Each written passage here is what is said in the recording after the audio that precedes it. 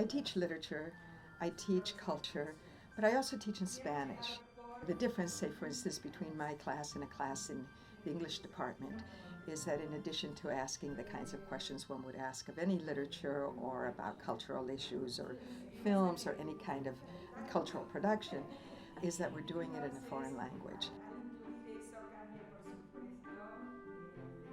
I love a college like Oberlin and the liberal arts. And the reason for that is I like being able to teach in a way that engages the whole person. I think I'm a fine teacher, but I think I'm an especially good mentor. I'm good at picking up on a student, just watching their face and understanding when an idea turns them on. So when that happens, I like to follow up and I like to see them through and to guide them.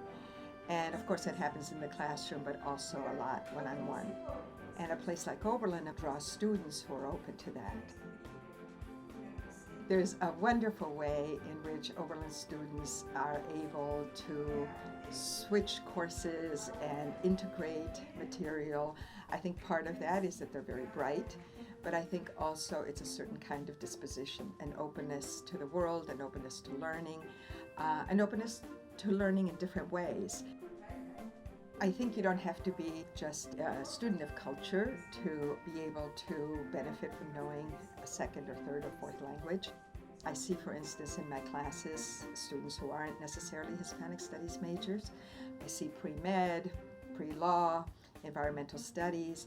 And again, I think being able to know a language that puts students either in professions or in the arts or in whatever walks of life they end up taking, to be able not just to have access to other cultures and other people, but also to be able to communicate their own thinking to them. There are millions of people who don't speak English.